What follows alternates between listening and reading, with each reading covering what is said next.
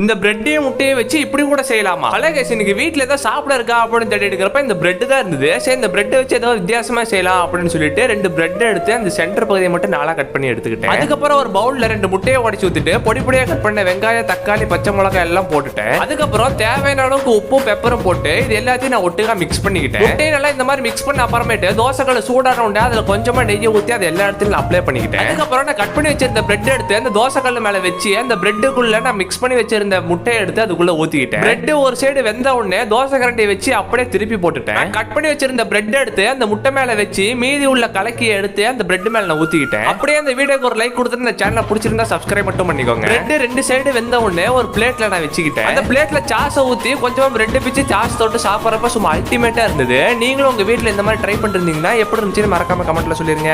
Bye guys.